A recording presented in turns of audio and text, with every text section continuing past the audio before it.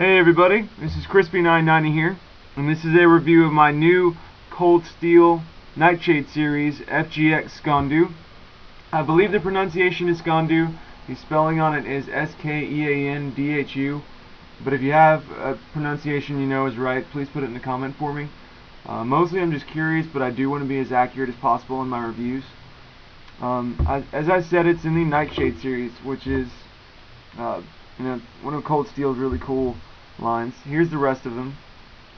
This is the Skean Dhu up here, and I've got a Karambit and a Boot Blade 2, and I've got a review on both of those together if you want to check that out. I wanted at least one of these two push blades, but the store that I got these from didn't have any more in stock because they're going out of production.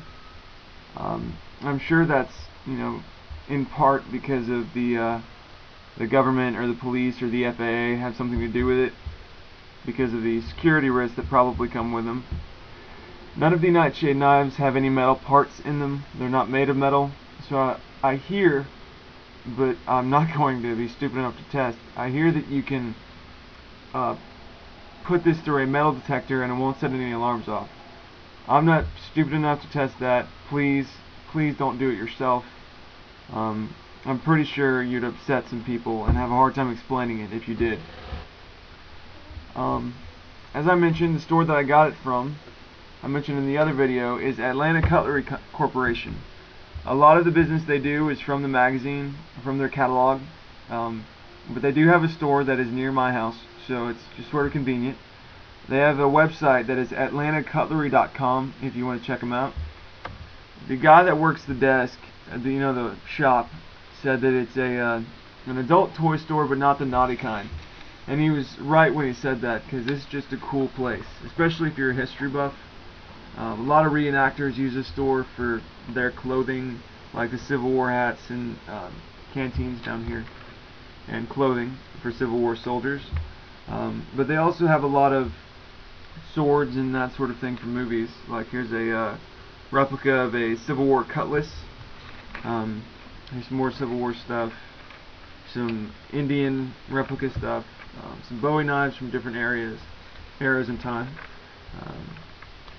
Here's some kukris from the Gurkha soldiers, and most of the modern knives they have, like folding knives, are pretty cheap. They have a lot of M-Tech and Fury knives, like these are M-Tech, this is Fury, and this is M-Tech.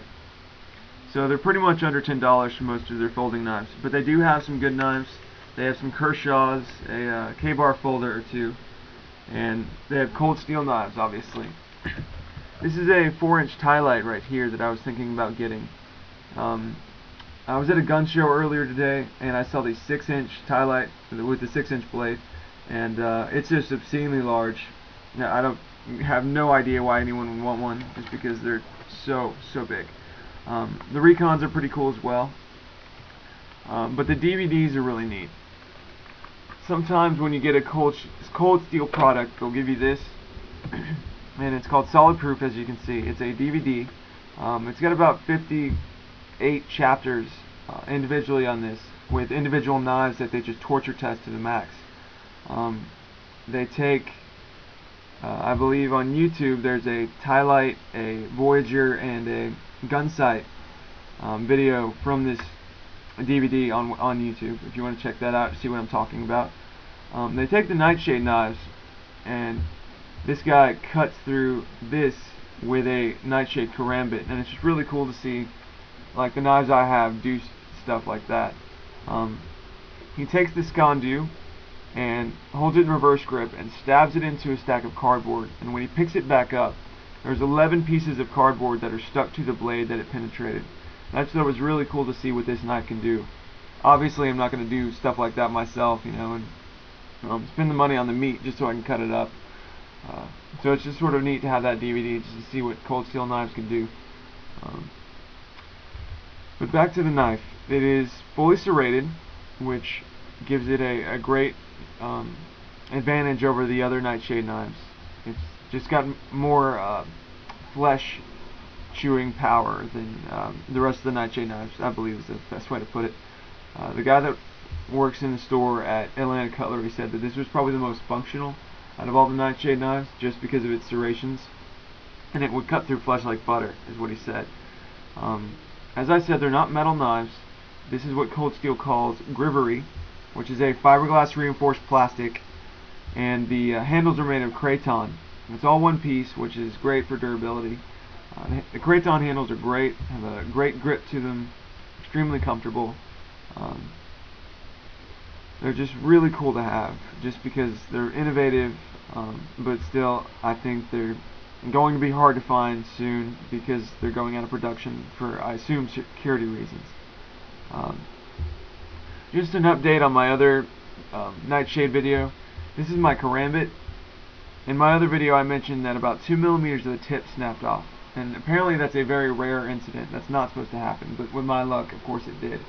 But I took a file and filed the tip back down, and now it's at least as sharp as it was when I got it, if not sharper.